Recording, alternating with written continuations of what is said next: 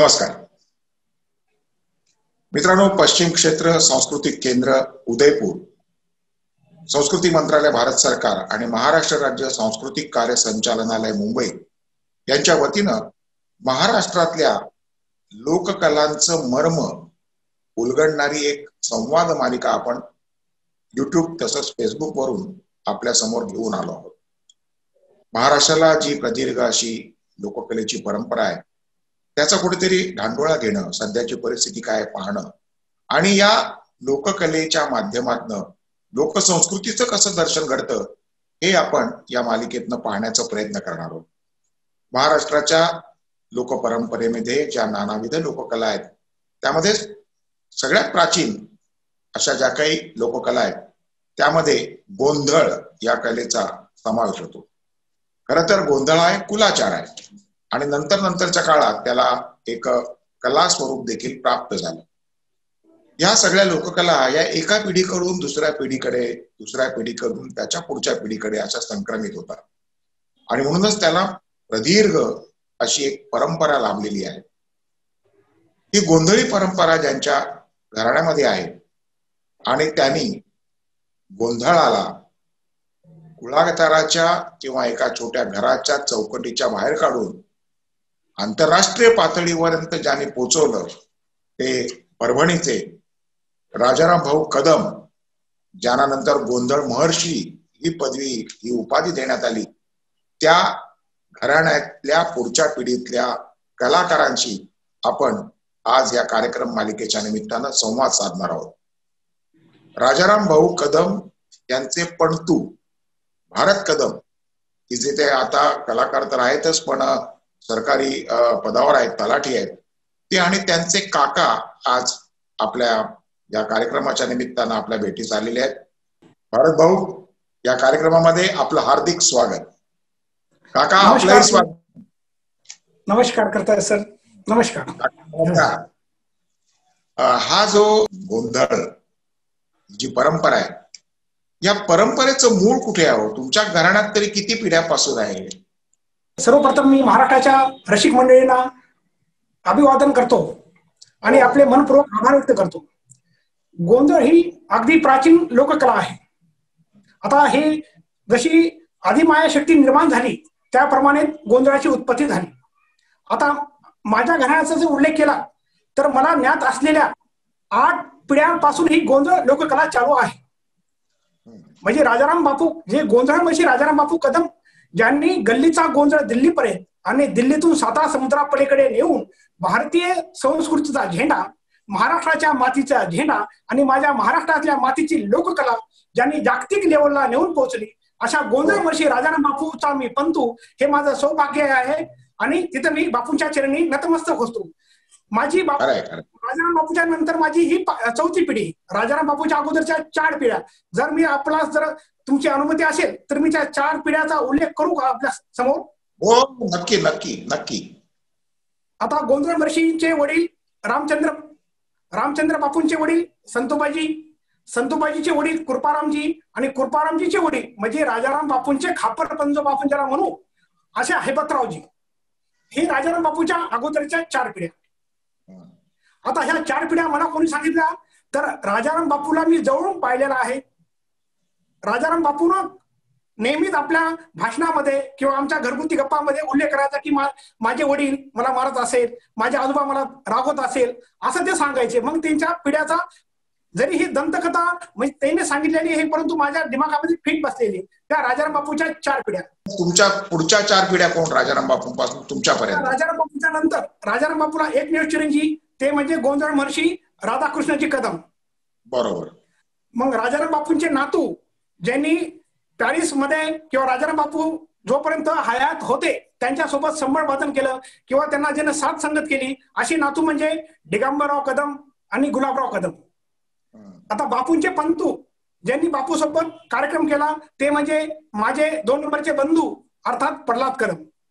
अशा ह्या 4 पिढ्या बापूंनी सोबत एकत्र घेऊन एकाच व्यासपीठावर आदिमाया शक्तीचा देवीचा गोंधळ सादर केला। तेही मी तर म्हणेल माझ्या अभ्यासातली किंवा माझ्या अनुभवानुसार ही भारतातली एकमेव कला संच असेल असं आपल्याला देखील म्हटलं तर ते चुकीचं किंवा वावगं ठरणार नाही। भरत भाऊ, आपल्या बाजूला जे आपले काका बसले त्यांचा परिचय काय, ते नेमके कोण? हा, आता हे माझे काका गोंधळ महर्षी राजाराम बापूंचे हे नातू. आता यांचा आता अगोदर 1990 पर्यंत बापून गोंधळ महर्षी बापून ह्या आपल्या कार्यक्रमाची धोरा सांभाळली, कला संचयाची. बापूच्या नंतर त्यांचे एकमेव चिरंजीव राधाकिशनजी कदम म्हणजे यांची वडील, त्यांनी ती धुरा सांभाळली. आता आमच्या आजोबाच्या निधनानंतर ते सर्व धुरा आणि त्या कला संचयाचे सर्व प्रमुख म्हणून आमचे काका, यांचं नाव गुलाबरावजी कदम आहे, यांच्यावर आता सध्या ही धुरा पडलेली आहे. आणि आपल्या सर्वांच्या आशीर्वादाने, सहकार्याने ती धुरा हे आमचे काका अखंड आजपर्यंत चालू ठेवलेले आहे. मला आता सांगा, ही जी गोंधळाची परंपरा आपण सगळ्यात प्राचीन म्हणतो, तर ती किती प्राचीन आहे? म्हणजे जेव्हा आदिशक्ती ही संकल्पना उदयाला आली, त्याचबरोबर आदिशक्तीचे उपासकही आले. हे एका अर्थी पाहताना बरोबर आहे, पण आपल्याकडचे जे काही ज्ञात त्याच्या संदर्भातले एक संदर्भ आहेत किंवा जे पुरावे आहेत, ते लक्षात घेता याचं मूळ आपल्याला कुठेपर्यंत गेल्याचं आढळतं. सरजी, आता ही परंपरा अगदी अतिप्राचीन म्हणजे एकदम अतिप्राचीन आहे. म्हणजे अनादिकालापासून जेव्हा ह्या देवीची निर्मिती झाली, आई भवानीची उत्पत्ती झाली, तेव्हापासूनच गोंधळाची देखील उत्पत्ती झाली. कारण जेव्हा ह्या भूतलावर दैत्याने धुमाकूळ घातला होता, 33 कोटी देवतांना बंदी घातलं होतं आणि देवतांना सर्व की पळू करून सोडलं होतं. सर्व 33 कोटी देव ब्रह्मदेवाकडे गेले. हे ब्रह्मदेवा, तुम्ही ह्या दैत्यांना वरदान दिलं, आता ते वरदान आपल्या अंगावर येत आहे, ते आपला जीव काढत आहेत, तर तुम्ही आता यांच्यापासून आमचं संरक्षण करा. तेव्हा सर्व देव ब्रह्मदेव म्हणले, आता मी देखील इथं हातपाला आहे. आता अशी कुठेतरी एखादी शक्ती निर्माण होईल की जी आईच्या उदरात तिचा जन्म झाला नाही किंवा ह्या पृथ्वीवर तिचा जन्म झाला नाही, अशी कुठेतरी एक दैवी शक्ती निर्माण होईल, ती ह्या दैत्याचा नाश करेल. मग आता सर्व देवताचं जे अंश आहे, त्या अंशातून एक होम झाला, होमातून एक ज्योत प्रकट झाली. ती ज्योत प्रकटली म्हणजे आई जगदंबा आदिमाया शक्ती. आता जेव्हा आदिमाया शक्ती प्रकट झाली, तो जे नाद होता, त्या नादासाठी जे वाद्य होतं, ते वाद्य म्हणजे संबळ. आता त्याला आपण आता एकदम सांस्कृतिक नाव देता येणार नाही, पण त्या काळातलं वाद्य म्हणजे आताचं संबळ असं आपल्याला म्हणता येईल. आणि याचा पुरावा देखील आपल्याला ज्ञानेश्वराच्या ग्रंथामध्ये किंवा एखादं मग रेणुका देवी भागवतामध्ये देखील आपल्याला सापडते. हो, ज्ञानेश्वरीमध्ये अनादिकालापासून चालत आलेला आहे. हो, पण तुम्ही म्हणता ते बरोबर आहे की ज्ञानेश्वरीमध्ये त्याचे उल्लेख आढळतात. तसंच दासोपंतांच्या गीतार्णवमध्ये देखील गोंधळाचे उल्लेख आढळतात. आणि तुम्ही जी काय गोंधळी तुम्ही लोक आहात, तुम्ही असं मानता की तुमची निर्मिती परशुरामानं केली, याचं काय कारण असावं? आता रेणुका महात्म्यामध्ये अशी एक कथा आहे की रेणुका ही परशुरामाची माता, रेणुका म्हणजे परशुरामाची माता आणि जमदग्नी हे परशुरामाची पिता. हो. एके दिवशी बेटासूर नावाचा दैत्य माजला होता. त्या बेटासुराचा वध परशुरामाने केला. बेटासुराचा जेव्हा छेद केला परशुरामाने, तेव्हा त्याचं धड तिथे पडलं आणि ते शिर उचललं.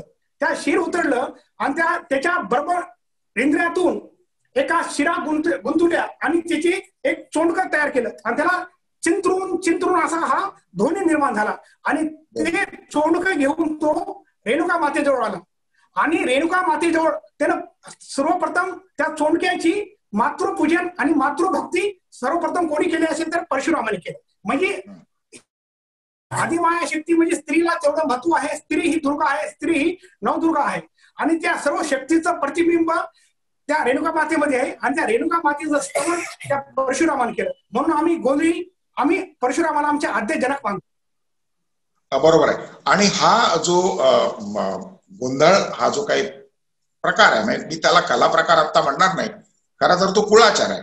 अनेक कुळांमध्ये कुठल्याही शुभ कार्यप्रसंगी गोंधळ घातला जातो. लग्न वगैरे झालं, घरामध्ये कार्य झालं, एखादं घर बांधायचं असेल किंवा घरात राहायला जायचं असेल, तर अशा शुभ प्रसंगी हा गोंधळ घातला जातो. मग हे जे गोंधळाचं धार्मिक निदान जे आहे, त्याचं धार्मिक अधिष्ठान आहे, ते नेमकं काय आहे?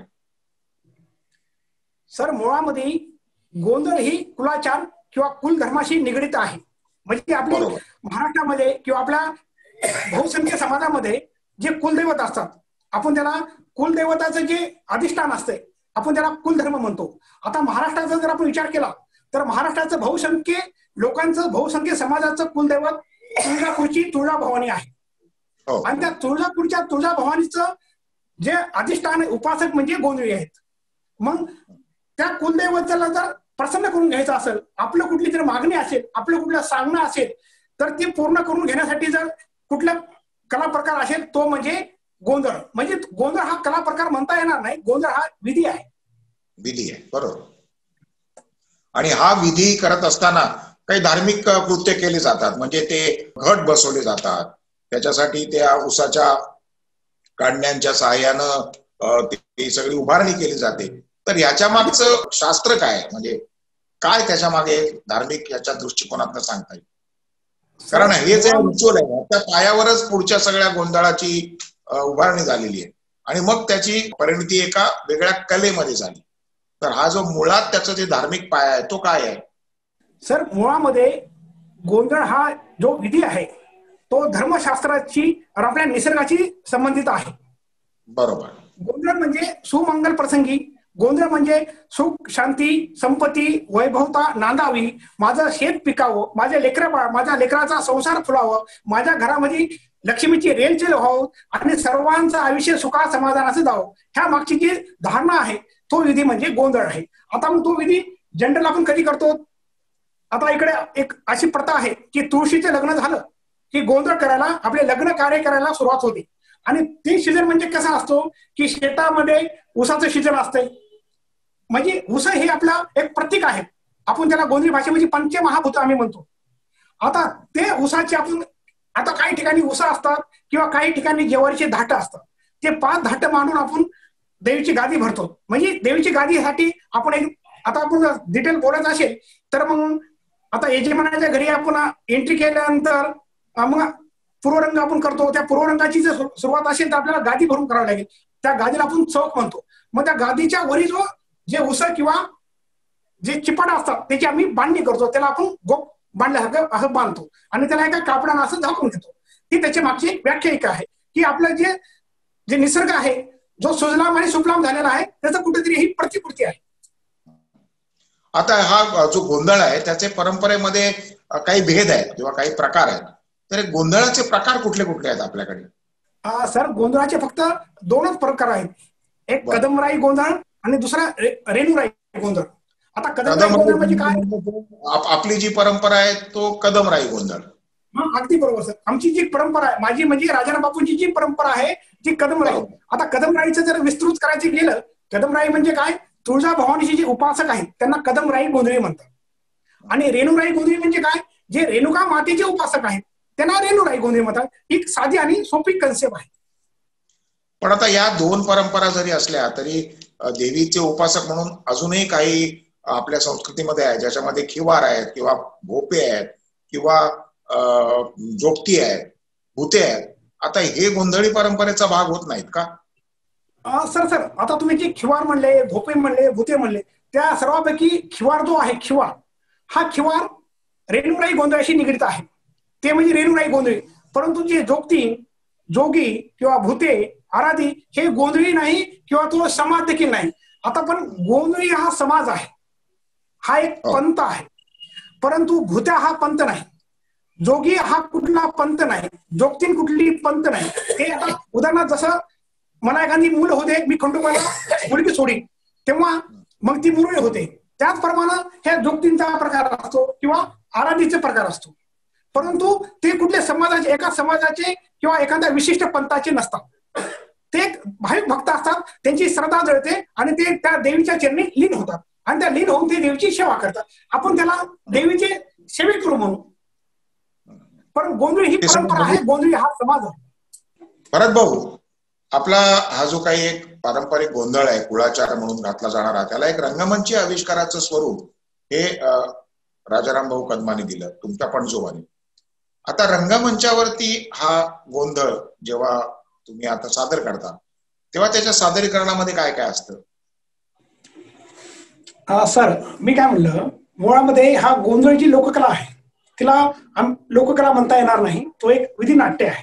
आता विधिनाट्य म्हणजे काय, एखाद्या घरामध्ये, एखाद्या वस्तीमध्ये, एखाद्या वाड्यामध्ये किंवा मंदिरामध्ये केलं जाणारं देवीच्या पुढे ती गादी चौक भरून जे केले जाणार असतं, आव्हान केलं आपण ज्याला करतो ते झालं विधिनाट्य.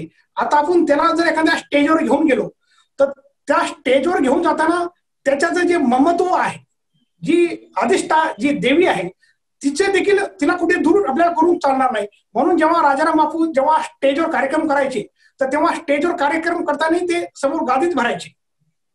गादी कशासाठी? की माझे समोर बसलेले प्रेक्षक नाही, तर माझे यजमान आहेत, हे मी त्याचा उपासक आहे आणि त्यांच्या सेवेसाठी त्या देवीची मी पूजा करत आहे, असं राजाराम बापू प्रत्येक वेळेस त्या स्टेजवर चौक भरायचे. म्हणजे बिगर चौकाचा राजाराम बापू कुठला गोंधळच केला नाही. देवीचं अस्तित्व त्या मंचावर किंवा त्या सादरीकरणाच्या ठिकाणी आहे हे मानून त्या देवी समोर आणि प्रेक्षक म्हणजे आमचे यजमान असं समजून सादर करतात. ते प्रेक्षक नाही तर माझे यजमान आहेत, एवढी मोठी कन्सेप्ट बापूंची होती. मग कशी सुरुवात व्हायची?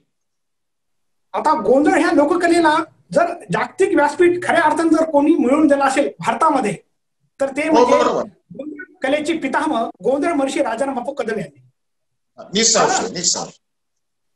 कोणी विचार बी करू शकणार नाही की गोंधळ स्टेजवर केला जातो, गोंधळ मुंबईमध्ये केला जातो, किंवा गोंधळ दिल्लीमध्ये किंवा साता समुद्रामध्ये पॅरिसकडे गोंधळ केला जाऊ शकेल अशी कोणी स्वप्नामध्ये देखील कल्पना करू शकणार नाही. परंतु योगा असा आला की राजाराम बापूंनी पहिला स्टेज शो केला 1981 मध्ये मुंबईच्या छबिलदास नाट्यगृहामध्ये, आणि तिथून भारतातला स्टेजवरचा पहिला गोंधळ राजाराम बापूंनी सर्व जनतेसमोर सादर केला, ते म्हणजे 1981. आता तो योग कोणी आणला, तर याच्या मागचं एक सुंदर एक छानसं एक मला उदाहरण देता येईल. जर अशोकजी परांजपे सारखा अवलिया माणूस जरी हा भूतलावर जन्माला आला नसता, तर गोंधळ महर्षी राजाराम बापू सारखा कोहिनूर हिरा माझ्या जगाला दिसला नसता. खरंय. अशोकजी परांजपे योगायोगाने म्हणा की देवीच्या कृपेने म्हणा परभणीला आले, एक शिबिर होतं आयोजित, त्या शिबिरामध्ये आले, 2 दिवस शिबिर होतं. मग त्या शिबिरामध्ये ते माझ्या मते तमाशाचं शिबिर भरलं होतं परभणीमध्ये 1981 मध्ये. तर मग ते शिबिराचे आयोजन केलं होतं रामकृष्ण ढेरे यांनी. तर मग ते 2 दिवस अशोकजी भैया हाडाचे कलावंत, हाडाचे अभ्यासक, ते म्हणले यार इसमें कुछ बात नहीं, मुझे ऐसा कुछ अच्छा बताओ, यहाँ की कुछ तो भी लोक कला बताओ. तर सर्व मग बाकीच्या सर्व कला रामकृष्ण ढेरे दाखवत गेले, पण त्यांना त्या कलेमध्ये मजा आली नाही. मग अशोकजी परांजपे बापूंची भेट घेण्यासाठी बापूंच्या घरी म्हणजे माझ्या घरी आले, आणि बापू तेव्हा मस्त बापूंचं कसं दुपारी जेवण करायचे आणि आराम करायचे, आणि आराम करून उठल्यानंतर 4च्या टायमाला अशोकजी परांजपे घरी आले. म्हणजे बापू, मी अशोकजी परांजपे, मी मुंबईवरून आलो, मी लोककलेचा अभ्यासक आहे आणि मला तुमची कला पाहायची. तर बापू म्हणले तुम्ही माझे काय पाहणार आहात? नाही मला बापू माझी खूप इच्छा आहे, मला तुमची कला पाहायची आहे. बरं मी काय तुमच्याकडे सादर करू? नाही तुम्ही जे करता ते मी मान्य करून घेईन. तर तेव्हा मग अशोकजी परांजपेने बापूंना हट्ट धरला. मग बापूने काय केलं, कुठली म्हणजे शर्ट वगैरे घातलं नाही, ते डोक्याला एक टप्पर बांधलं होतं, रुमाल बांधला होता, त्याच रुमालामध्ये बापूंनी गोंधळ सुरू केला, म्हणजे एक छोटंसं गाणं सुरू केलं. अशोकजी एवढे भारावून गेले की बस क्या बात है, कारण करडी नजर, पहाडी आवाज, रुबाबदार चेहरा आणि रखत बसणारी जी धाटणी असते, जी भूमिका असते, ते रोल मॉडेल अशोकजीला राजाराम बापूच्या चेहऱ्यामध्ये दिसलं. मग तितक्यामध्ये गोंधळ चालू असताना आमच्या गल्लीतले माणसं जमले. अहो म्हणले सर हे तर साधा गोंधळ आहे म्हणले, यांनी जेव्हा हे ड्रेसिंग घालतील तेव्हा याची खरी मजा. मग राजाराम बापूला ड्रेसिंग घालण्याचा अशोकजीने आग्रह केला. मग राजाराम बापू खरं वास्तववादी गोंधळाचं रूप धरून गोंधळ साजरा केला. पाहता पाहता सर तो गोंधळ 3 तास चालला आणि अशोकजीच्या डोळ्याचं पारणं फिटलं.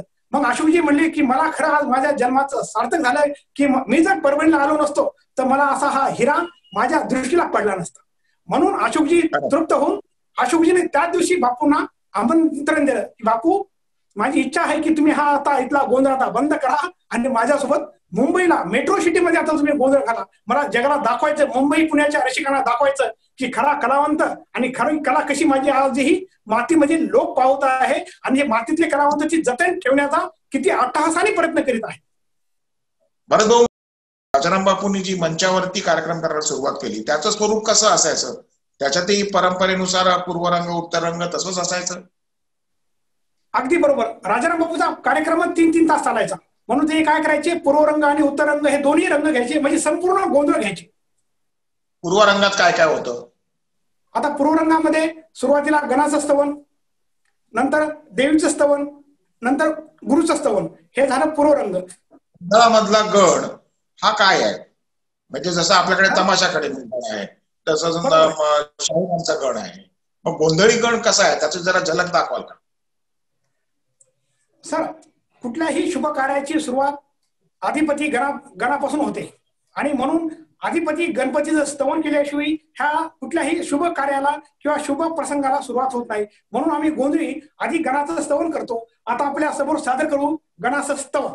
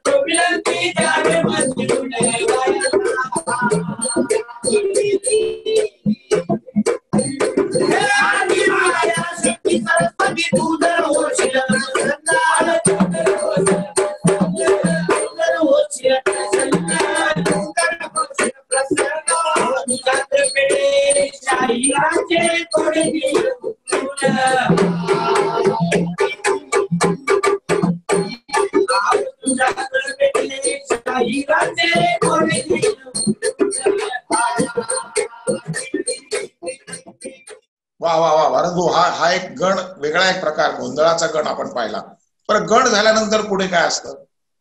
आता गण झालं म्हणजे निश्चितच माझ्या आदिशक्तीचं आराधना. आपण ज्यासाठी हे गोंधळ मांडला, ज्यासाठी आपण हा गोंधळाचा प्रपंच केला, त्या माझ्या आदिशक्तीची प्रार्थना करण्यासाठी आपण एक आपल्या समोर सादर करत आहोत देवीचं स्तवन. देवीचं स्तवन म्हणजे काय? देवीचं महात्मा. पण या देवीच्या महात्म्यामध्ये काय काय असतं? आता देवीच्या महात्म्यामध्ये सर, हे देवीचं महात्मा म्हणजे एक मोठी संकल्पना आहे. हे थोडक्यात सांगता येणार नाही. देवीच्या महात्म्यामध्ये एक आपण गाणं सादर करतो आणि देवीची एक छोटीशी आपण आख्यान करतो की देवीची उत्पत्ती कशी झाली, देवीचे अवतार, हे योग किती, देवीचे अवतार किती, हे आपण सांगतो. आणि ह्या सर्व सांगण्यामध्ये आपले वर्षाचे महिने 12 असतात आणि देवीचा उत्सव असतो तो नवरात्र उत्सव. नवरात्रामध्ये नवमीच्या दिवशी, आपल्या अष्टमीच्या दिवशी होम होतात आणि होमामध्ये माझ्या जगदंबेचा जन्म निघतो आणि संपूर्ण अवधी त्या होमामध्ये पळते. म्हणजे असं आपण हे देवीचं महात्मा आपण त्या देवीच्या महात्म्यामध्ये किंवा देवी स्तवनामध्ये सांगतो.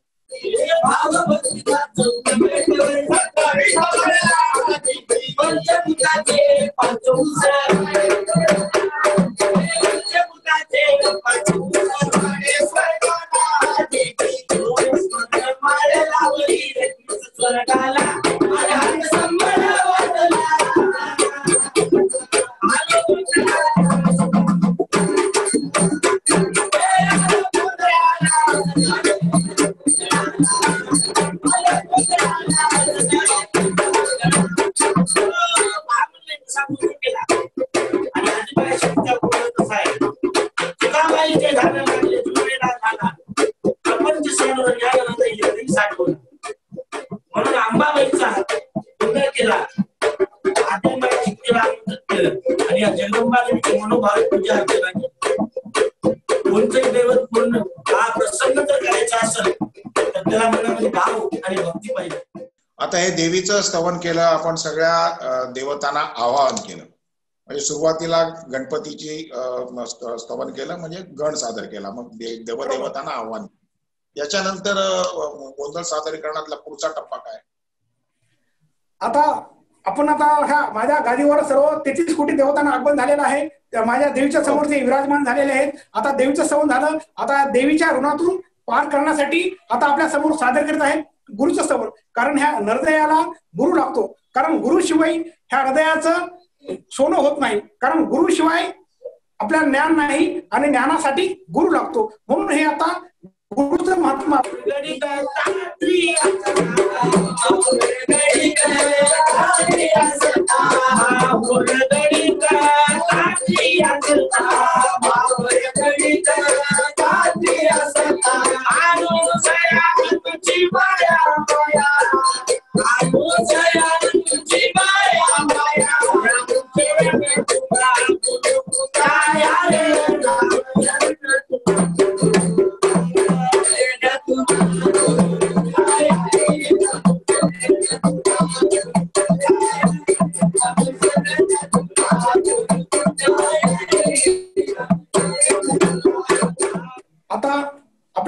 साक्षीने आता नुकताच आपण आता पूर्वरंग आपण सादर केलेला आहे. आता पूर्वरंगामध्ये तुम्ही पाहिलं एक छानसा आम्ही आमचा पारंपरिक गण सादर केलेला आहे.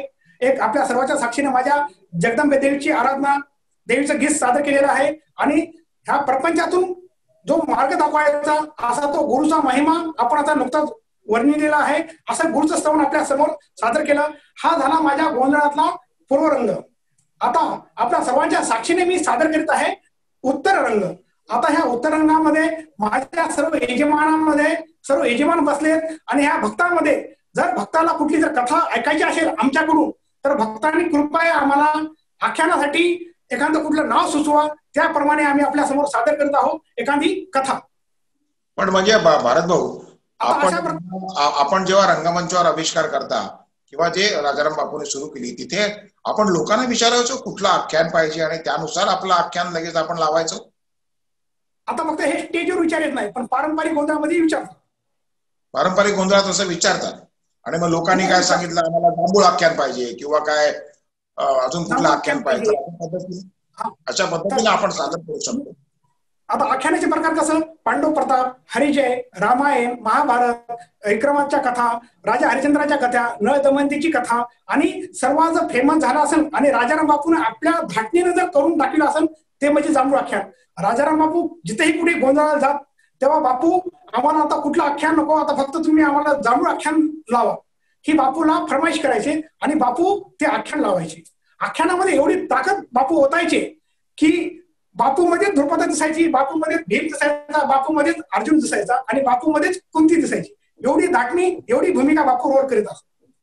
म्हणजे तेच ज्याला आपण नाटकामध्ये परकाया प्रवेश करतो, ज्या ज्या पात्राचं आपण भूमिका वठवणार तो पात्रच आपण आहोत किंवा ते पात्र स्वतः होणं, ते व्यक्तिमत्व स्वतः होणं, हा जो एक परकाया प्रवेशाचा भाग आहे तो बापूंकडे चांगला होताच. आणि मला वाटतं कुठल्याही लोककलाकाराला गोंधळीला तो इतक्या सहज सुलभतेने यायला हवा जर का त्याच्याकडनं चांगल्या पद्धतीची कला साकारली जाणार असेल तर. या सगळ्या गोंधळी परंपरेचं ते सादरीकरण करत असताना आपण त्याला जे धार्मिक अधिष्ठान देतो, म्हणजे सुरुवातीला पूजा होते, ती पूजा मंचावर असताना सुद्धा आपण कशा प्रकारे करतो आणि त्या पूजेच्या मध्ये काय काय असतं त्याचंही महत्व सांगण्याची काही जाणीव मला वाटतं गोंधळामध्ये आहे. हा, आता पूजेचं महत्व आता सर्वप्रथम एक चौरंग असतो किंवा पाठ असतो, त्या पाठावर आपण एक पीस ब्लाउज पीस आपण एक अंतरून टाकतो आणि मग गहू आणि तांदळाची रास असते, त्या गव्हाची आणि तांदळाची रास मिळून आपण एक चौक भरतो आणि त्याला एक आपण 9 घर त्या चौकावर त्या चौरंगामध्ये आपण 9 घर भरतो आणि ते जे आपण त्याला घर म्हणू किंवा आपण त्याला कप्पे म्हणू, आजच्या भाषेमध्ये आपण ज्याला आपण एक चौकोन म्हणू. आणि त्या चौकोनामध्ये मग प्रत्येक फळ म्हणजे खारी, बदाम, हळकुंड, सुपारी अशी जे 5 फळं आहेत त्या प्रत्येक घरामध्ये आपण ठेवतो आणि सोबत एक लिंबू ठेवतो. नंतर एक असा मोठा धनाची रास म्हणजे तांदळाची रास ठेवतो, त्याच्यावर एक कलश ठेवतो. कलश म्हणजे एक प्रतीक आहे, म्हणजे एक उज्ज्वलाचं प्रतीक आहे, संपत्तीचं आधी साधण्याचं एक प्रतीक आहे. ते कलश ठेवतो आणि त्या कलशावर एक श्रीफळ ठेवतो. त्या श्रीफळाभोवती आपण एक पानाचे म्हणजे नागरीच्या पानाची 5 पानं लावतो. अशा प्रमाणे तो कलश ठेवतो आणि 2 पानं, एक सुपारी, एक गणपती पूजन म्हणून त्या घटावर म्हणजे घटाच्या पुढेच ठेवतो आणि देवीचा एक टाक किंवा देवीची एक मूर्ती त्या घटस्थापना किंवा त्या गादीवर विराजमान आपण करतो. आणि हे करत करत आता हे झाला चौरंग. आता आपण जसं सत्यनारायण करतो, सत्यनारायणामध्ये कसं असतो की आपण 5 केळीचे खांब लावतो, पण गोंधळामध्ये केळीचे खांब लावत नाही. कारण का लावत नाही तर याच्यामध्ये एक छोटीशी धारणा सांगतो. हा गोंधळाला 3 प्रकारचे नैवेद्य दिले जातात. कुठला? पहिला बलिदानाचा, दुसरा पुरणपोळीचा आणि तिसरा दही भाताचा.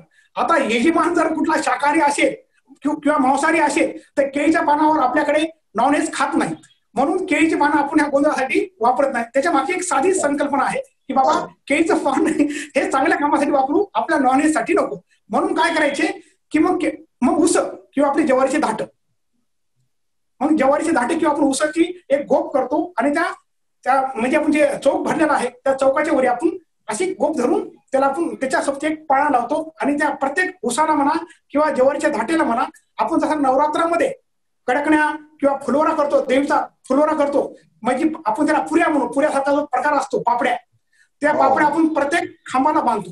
असा हा झाला देवीचा चौक.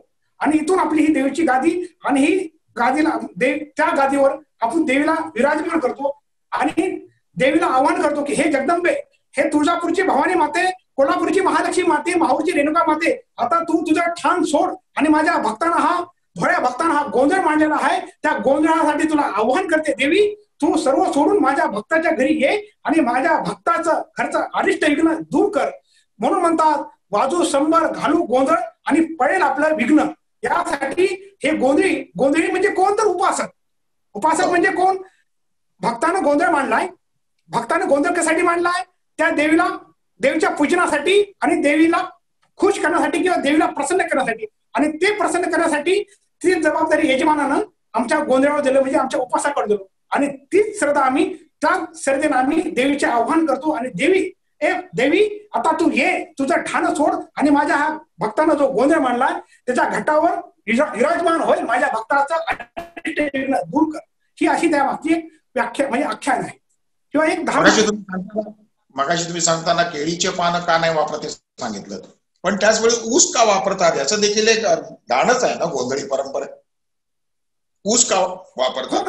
आता कसं झालं, उसाला शास्त्रामध्ये, आता मी तुम्हाला एक उसाबद्दल माझ्या गीतातून सांगेन, माझ्या गोंधळी गीतातून सांगेन की उस म्हणजे काय. हे पंचमहाभूत आहेत, हे पंचमहाभूताचे ऊस आहेत. आता आपण हे पंचमहाभूत काय, तर मी आता हे पंचमहाभूताचं आपल्या गीतातून आता वर्णन करू की उसाचं महत्व काय. तर आपल्या समोर सादर करीत आहे ह्या उसाचं आणि माझ्या पंचमहाभूताचं वर्णन. पंचभूताची 5 उस लावले, पंचमहाभूत. आणि पंचमहाभूताची 5 उस कुठं वाढली? पंचभूताची 5 उस वाढे स्वर्गाला. म्हणून या गोंधळाच्या पूजेच्या ठिकाणी ऊस किंवा ज्वारीचे दाट लावा. म्हणून असा हा 5 नामाचा 5 तत्वाचा जगदंबा देवीचा गोंधळ आहे. 5 नाम 5 तत्व कोणते? आप, तेज, वायू, पृथ्वी आणि आकाश. आपाय समान उद्यान आणि पंचप्राण असा 5 नामाचा 5 तत्वाचा गोंधळ. म्हणून पंचभूताची 5 उस वाडे स्वर्गाला, सोमस्मरण माळ लावली 21 स्वर्गाला. म्हणून आदिमाया शक्तीच्या गोंधळाला 21 स्वर्ग, 14 भुवन, 7 पाताळ या ठिकाणी एकत्रित केलेली. म्हणून सोमस्मरण माळ लावली 21 स्वर्गाला. माळ कोणती लावली? ज्याप्रमाणे 33 कोटी देवतांना पहिला गोंधळ केला जगदंबाची आणि देवीची अशी मनोभावी पूजा अर्चा मांडली. चौक भरला आणि नवरत्नाची माळ लावली कोण? 33 कोटी देवतांना. तर आज आपण या ठिकाणी नागवीच्या म्हणजे विड्याच्या पानाची माळ लावतो. त्याच्यामुळं 21 स्वर्गाला लागलेली माळ आहे नवरत्नाची. सोमस्मरण माळ लावली 21 स्वर्गाला, आणू हात संबळ वाजला. म्हणून हा संबळ आहे आदिमाया शक्तीचा. म्हणून त्या संबळ म्हणतात. संबळ कशामुळं? सहमूळ. मूळ नाव काय? सहमूळ. सर्वाच्या अगोदरचं वाद्य म्हणजे कोणचं असेल तर हा संबळ आहे. संबळ कसा निर्माण झाला? चंद्र आणि सूर्याची 2 पाने आहेत संबळाला. जसा सूर्य तपतो त्याप्रमाणे एक पान टणटण वाजतो. जेणे प्रकार चंद्र असतो शीतल त्याप्रमाणे एक पान थंड वाजते. या संबळाला समोर गजमुख लावले. म्हणून आपण कार्याच्या कोणत्याही आरंभाला पूजन करतो गणपतीचं, म्हणून याला गजमुख म्हणायचं. या संबळाला दोर लावलाय. दोर लावला तो आत्मज्ञानाचा. या संबळाला पानाला 9 छिद्र आहे. 9 छिद्र कशाचे? 9 ग्रहाचे. या संबळाला 2 काड्या आहेत. याला उपमा दिलेली राम आणि लक्ष्मणाची. पृथ्वीच्या आकाराची 2 घेरे. या संबळाला खाली 3 टेकणं आहेत. ते म्हणजे ब्रह्म, विष्णू, महादेव साई झाले. आणि या आदिमाया शक्तीचा असा संबळ त्या ठिकाणी ज्या वेळेला जगदंबा देवीचं आणि त्या महिषासुराचं युद्ध लागलं त्यावेळेला हा संबळ लागला वाजायला. आणि या संबळाच्या आवाजानं या जगदंबा देवीनं त्या महिषासुराचा संहार केलाय आणि भक्ताचं रक्षण केलंय. म्हणून का सोमस नामस्मरण माय लावली 21 स्वर्गाला अनुहात संबळ वाजला देवी तुझ्या आलो गोंधळाला असा गोंधळ आहे 33 कोटी देवताने केला म्हणून गोंधळाला कोणी गोंधळी पण प्रकारचे आले आणि गोंधळी कसे आणि गोंधळा किती पाहिजे कसे आले आणि कसे नाही अवतार वेगळे गोंधळी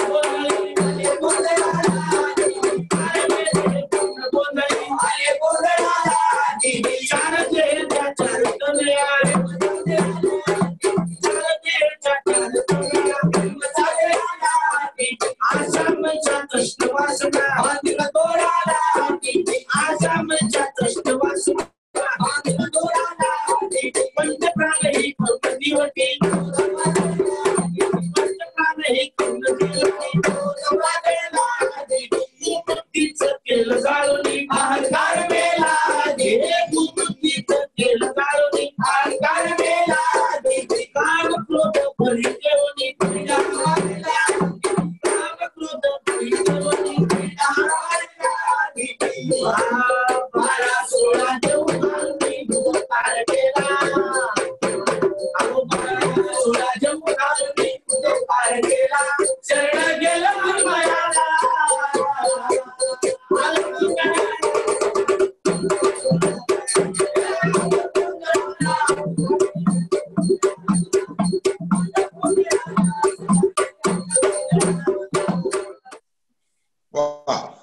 हे आता एक वेगळं आपण गोंधळी परंपरेतलं गाणं ऐकलं पण गोंधळी परंपरेमध्ये अजून कुठल्या कुठल्या प्रकारची गीतं असतात म्हणजे देवीची स्तुती असणं हे स्वाभाविक आहे पण गोंधळी परंपरेमध्ये पोवाडे पण असतात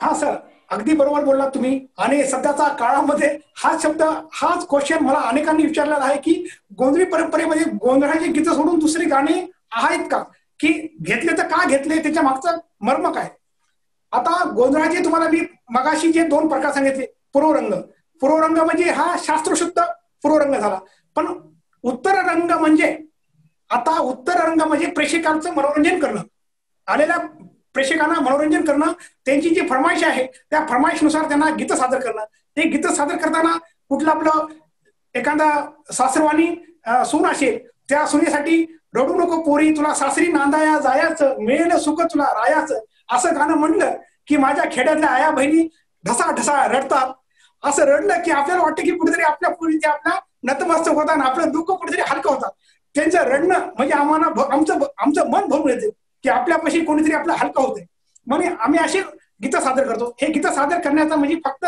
प्रेक्षक वर्गांना फक्त खुश करण्याचा हा प्रयत्न आहे आणि दुसरी गोष्ट कृष्णाची वगैरे गाणी गवळणी सादर होतात गोंधळामध्ये त्याचं कसं काय आता ह्या उत्तर रंगामध्ये थोडक्यामध्ये आता ग्रामीण भागामध्ये 12 वाजता जो सुरू होतो गोंधळ तो सकाळी 6 पर्यंत चालतो आता मग आपण देवीचीच गाणी किती म्हणणार भक्त कंटाळून जातात मग त्यांना काय मग गवळणी म्हणावं लागतात एखादा भारूड म्हणावं लागेल किंवा एखादा जोगवा म्हणावं लागेल किंवा एखादा रामाचा श्रीकृष्णाचा शिवाजी महाराजांचा पाळणा म्हणावा लागेल किंवा छत्रपती शिवाजी महाराजांचा एखादा पवाडा म्हणावा लागेल असं करून काहीतरी जे आपल्या हौशी प्रेक्षक असतात त्यांचं मनोरंजन देखील करावं लागतो आणि आपल्या हे करत करत आपल्या मधले जे कला गुण आहे त्याला कुठेतरी बाहेर निघायला एक जागा भेटते आणि सर मला आपल्या माध्यमातून अजून एक सांगा वाटते की गोंधळ लोक परंपरेतूनच शाहिरी परंपरा निर्माण झालेली आहे शाहिरी लोककला पूर्वी जन्माला आली नव्हती शाहिरी परंपरेचा शाहिरी लोककलेचा उद्गाता जर कोण असेल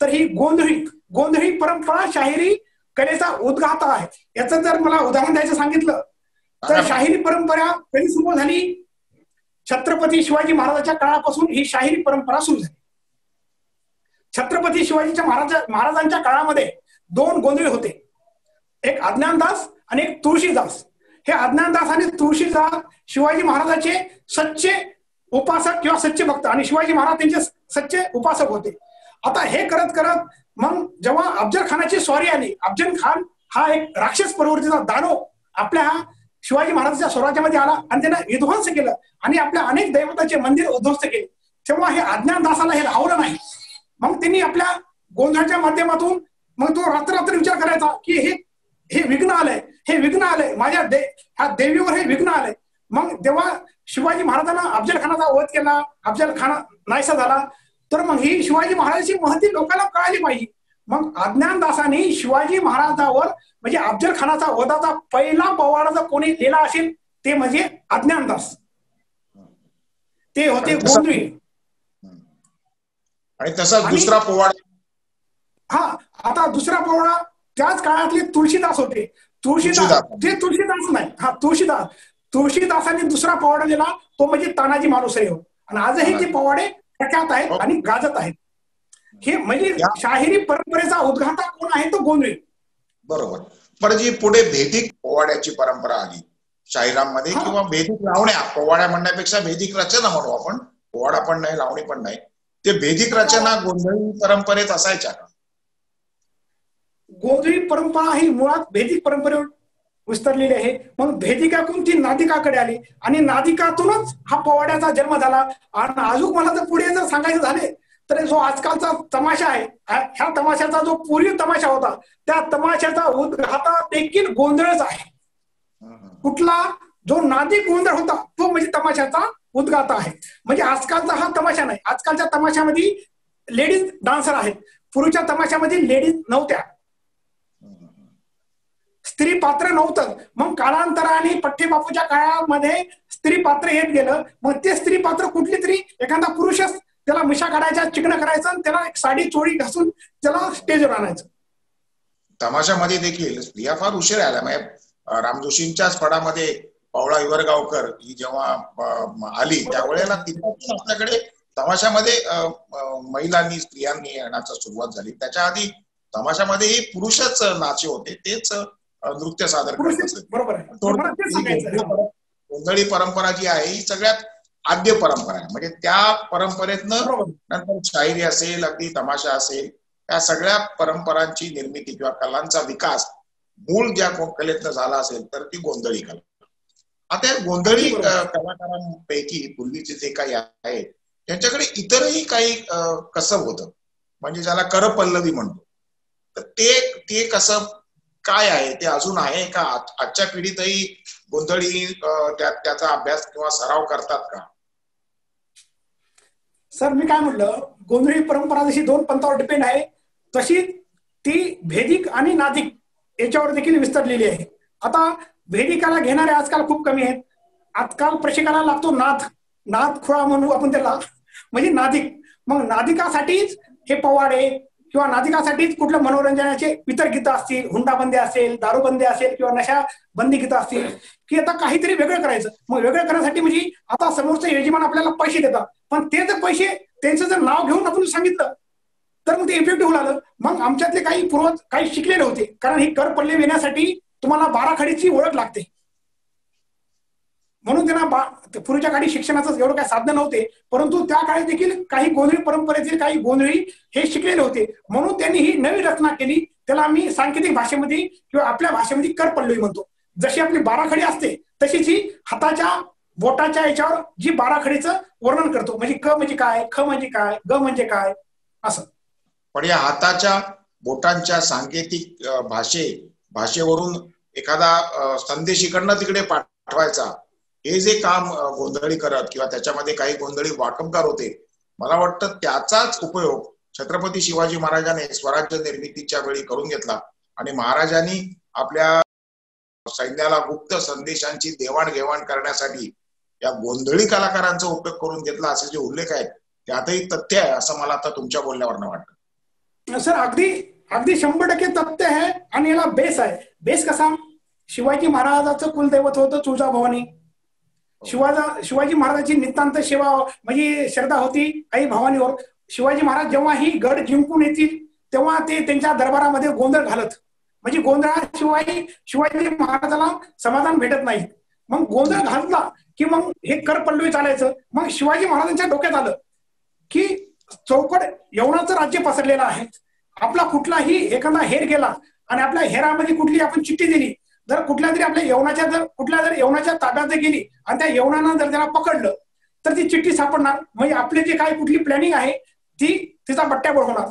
मग शिवाजी महाराजांच्या डोक्यामध्ये आलं की जे आता हे गोंधळी जे कर पल्लवीवर नाव सांगतात, मग जर हे दोन गोंधळी जर एकत्र एक इकडे आणि एक तिकडे पाठवला आणि जर त्याला हाताच्या इशाऱ्यावर जर कुठली माहिती दिली तर तो संदेश म्हणजे 100% परफेक्ट जाईल आणि आपली मोहीम जी यशस्वी होईल. म्हणून शिवाजी महाराजांनी आपल्या गुप्तहेरमध्ये नायका बरोबर गोंधळी सरदारांचा, गोंधळी व्यक्तीचा देखील समावेश केला आणि त्याला मोठ्या प्रमाणात त्याचा त्या राज्याभिषेकामध्ये मोठ्या प्रमाणात फायदा झाला. ह्या ज्या गोंधळी परंपरेचा आपण विषय मांडतोय आणि मगाशी आपण तुमचे काही कलाकार सादर करताना पाहिले किंवा मगाशी तुमचे काका जे बाजूला बसले होते त्यांचा एक विशिष्ट असा एक पोशाख आहे, विशिष्ट असा एक वेश आहे. त्या पोशाखाचं, त्या पेहरावाचं काय महत्व सांगाल? काय वेगळेपण आहे की अनेकांना आम्हाला कुतूहल वाटतं की हा काय आहे, जगा काय आहे? सर, हा पेहराव म्हणजे आता आमच्या भाषेमध्ये ह्या पेहरावाला, हा पेहराव कोण घालतो? जो सरदार असतो, जो मुखिया असतो, प्रमुख असतो, नाईक असतो, तोच हा पेहराव घालतो. आता माझा गोंधळ सुरू झाला, आता गोंधळ सुरू झाला की तो मुख्य दिसला पाहिजे. मग मुख्य कोण? तो नाईक. आमच्या भाषेमध्ये आम्ही त्याला सरदार म्हणतो. मग सरदार काय करतो? डोक्यावर मुंडास किंवा पगडी असते. आता ही पगडी तर राजारामबापूच्या काळामध्ये 150 फुटाची म्हणजे 150 हाताची पगडी होती.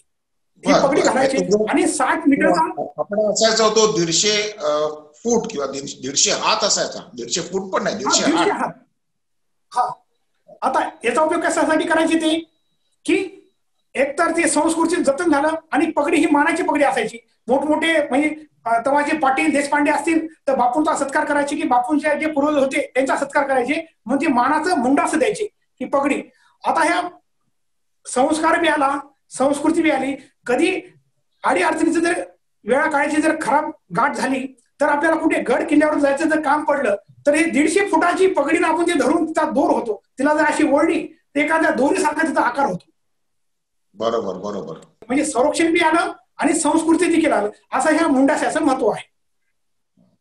आणि तो जो मोठा झगा असतो, जो झगा मोठा घालतात, जो असा चक्कर मारताना घेरा फुलतो आणि इतकं सुंदर दिसतं ते दृश्य. सर, तो घेरा म्हणजे असा आहे, तो तब्बल 60 मीटरचा कापड आहे. तो 60 मीटरचा. तो एखाद्या सामान्य माणसाने तो झगा आहे 60 मीटरचा. हो, अगदी 60 मीटर 60 मीटरचा झगा आहे. आपण साधं देखील त्याला उचलू शकत नाही असा तो झगा आहे. आता त्या झग्याचं राजारामबापूचं मागाचं मर्म काय होतं की झगा म्हणजे कापड झालं. जर मला फिरकी मारायची असेल तर एक पातळ कापड उडून जातो किंवा शरीराला चिटकून बसतो. मग बापूने काय केलं, त्याच्या मिऱ्या मिऱ्या मिऱ्या मिऱ्या करून करून करून आणि ते बापूने हाताने कापड तयार केलेलं आहे. ते झगा पहिले झगे होते, छोटे होते, पण बापूचा झगा आहे तो 60 मीटर म्हणजे 60 मीटरचा आहे. मग बापूने घरीच तिची शिवणाव केली. पहिले काय मिशन नव्हतं, पण बापू काही जात नव्हते म्हणून त्यांनी ते झगा निर्माण केला. आणि तो झगा जेव्हा घालायचा त्याच्या खाली एक पट्टी असायची, तिने अशी जर घिरकी मारली की आपला राऊंड असा चक्रीसारखा दिसतो राऊंड. म्हणजे जेवढा जाड कापड असेल, जेवढं जास्त वजन असेल तेवढी घिरकी मी आपल्याला गोल मारता येते आणि ती घिरकी मारून बापू खाली बसत.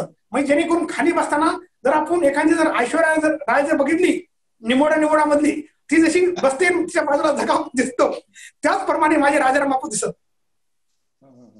म्हणजे हे सगळ्या सादरीकरणामध्ये अधिकाधिक आकर्षकता आणण्यासाठी या सगळ्या गोष्टी आहेत. त्याचा परंपरेशी काही संबंध नाही, पण जेव्हा मंचीय आविष्कार त्याचा व्हायला लागला तेव्हा तो कसा अधिकाधिक आकर्षक होईल असा विचारच राजाराम भाऊ किंवा त्यांच्या नंतरच्या काळातल्या सगळ्या गोंधळींनी केलाय.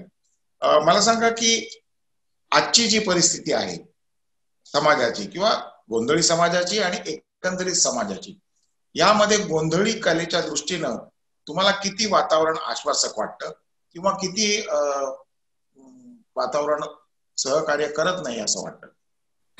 सर, हा आतापर्यंत जे बोललो मी फक्त गोंधळ लोककलेबद्दल बोललो. आता जे तुम्ही मला विचारलं ते टोटल वास्तव जीवनाशी आणि माझ्या चालू जीवनाशी तुमचा हा प्रश्न आहे. सर, पूर्वी हा कुठल्याही लोककलेला राजाश्रय होता, लोकाश्रय होता. लोकाश्रय आणि राजाश्रय होता म्हणून ह्या कला उपजत गेल्या आणि त्या टिकत गेल्या. म्हणजे कला टिकविण्यासाठी राजाश्रयाच्या बाबतीत शिवाजी महाराजांचं उदाहरण दिलं, पण त्याच्यानंतर पुढेही मराठी शाहीमध्ये गोंधळी कलावंतांना खूप मान होता. म्हणजे त्यांना गावातल्या गावं वतन दिली जायची आणि मग दर पौर्णिमेला येऊन सदरे समोर गोंधळ घालावा किंवा चंपाषष्ठीला गोंधळ घालावा, दसऱ्याच्या पूजनाला गोंधळ यावं, दिवाळीला यावं आणि त्याच्या बदल्यात त्यांना वार्षिक इतका तनखा मिळेल किंवा ही गावं वतन. म्हणजे थोडक्यात राजाश्रयामुळे गोंधळांच्या जीवनाला एक स्थैर्य होतं. अगदी बरोबर. आताची परिस्थिती काय गेली सर? आताची एवढी दयनीय कंडिशन आहे की आताच्या माझ्या हा गोंधळ लोककलेला न राजाश्रय आहे ना लोकाश्रय आहे. आता मग ही माझी जी कला आहे ते टिकवायची कोणासाठी आणि जागवायची कोणासाठी आणि सादर करायची कोणासाठी? जर मी जर ऐकणार आहे, जर त्याला घेणारच नसेल तर माझं विकत घेईल कोण? अशी कंडिशन माझ्या लोककलेची आहे. म्हणजे आजकाल जर अजून एक प्रेक्षकाची एक वाईट मागणी काय आहे की तुमच्या गोंधळामध्ये बाया दिसत नाहीत, लेडीज दिसत नाहीत. आता पारंपरिक गोंधळामध्ये कुठे स्त्री पात्र नाही, पारंपरिक गोंधळामध्ये कुठे जोगवा नसतो. आता ह्या नवीन ज्या आधुनिकरणाने काय केलंय, जागा म्हणजे लेडीज पात्र घेतात, लेडीजचा डान्स करतात आणि त्याला नाव देतात जागरण गोंधळ. ही जागरण गोंधळाची पार्टी, तिला पार्टी म्हणता येणार नाही कारण गोंधळ कलेचं भ्रष्ट रूप आहे. आणि त्या भ्रष्ट रूपाचा त्रास आमच्या पारंपरिक लोककलावंताला मोठ्या प्रमाणात होत आहे आणि त्याचा चटका आम्ही आजही सहन करत आहोत. आजही आम्हाला. पण तुम्ही हे गोंधळी कलेमध्ये महिला नसतात हे मला माहिती आहे, परंतु मग त्या जोगवा वगैरे मागणाऱ्या ज्या आपण महिला पाहतो हातामध्ये परडी घेऊन आणि तसंच तो आपल्याला गंध लावून जोगवा मागतात, तो जोगवा सुद्धा मग गोंधळ परंपरेचा भाग नाही का? सर, गोंधळ परंपरेमध्ये जोगवा, भूते, आराधे हे कोणीच येत नाही. ते देवीचे भगत गण आहेत, त्याला आपण भगत म्हणू. ते भक्त आहेत, ते देवीची एक आराधना करतात, मग तिच्या नावावर ते जोगवा मागतात आणि आपले उदरपोषण करतात. तसंच त्या जोगवा मागतात कोण? जोगतीनी किंवा आराधनी किंवा भूते हे जोगवा मागतात. गोंधळी हे जोग्याचे समर्थक नाहीत, गोंधळी हे देवीचे उपासक आहेत. आज या सगळ्या गोंधळी परंपरेचं तुम्ही अतिशय प्रामाणिकपणे जतन करताय. पिढ्यानपिढ्या तुम्ही हे जतन केलेलं आहे. आज तुमची 4थी पिढी, आता तुमची 5वी पिढी पण या क्षेत्रात येणार आहे, तुमच्यात काय अपेक्षा आहे?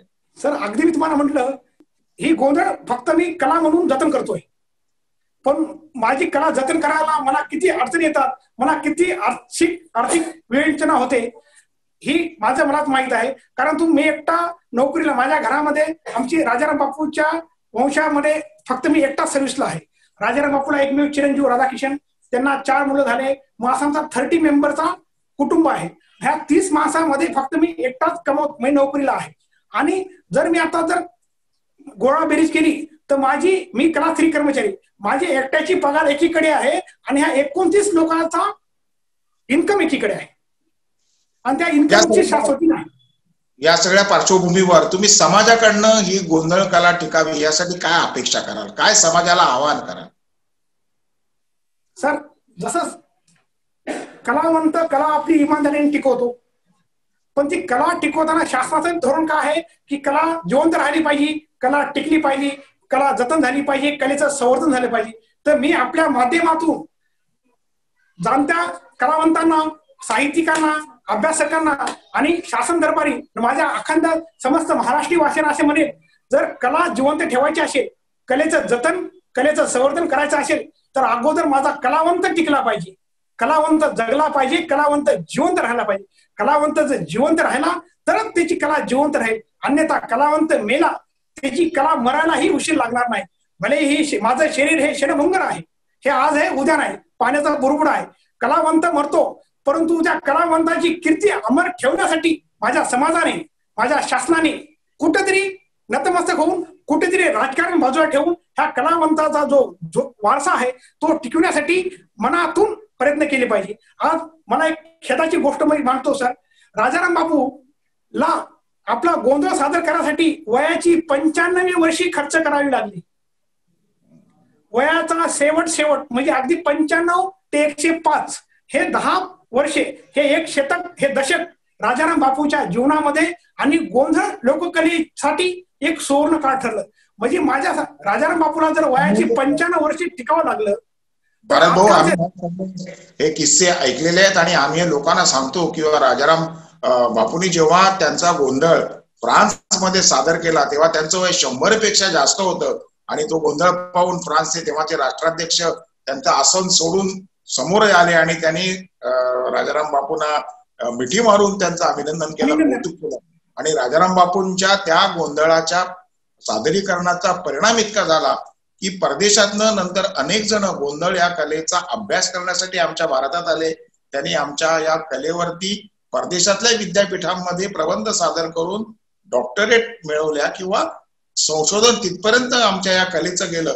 आणि खऱ्या अर्थानं महाराष्ट्राची संस्कृती किती मोठी आहे जगभरातल्या अभ्यासकांना त्यावेळी कळलं.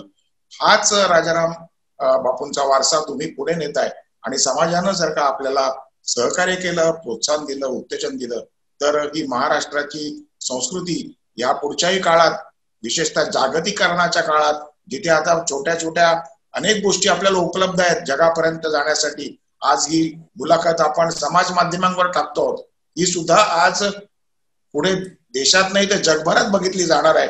आणि त्यातनं या कलेचा डंका सारा विश्वात जाईल. आपण हे कार्य असं चालू ठेवा. ठाणे सगळ्या या महाराष्ट्रातल्या तमाम जनतेच्या वतीनं मी आपल्याला शुभेच्छा देतो. धन्यवाद. धन्यवाद सर.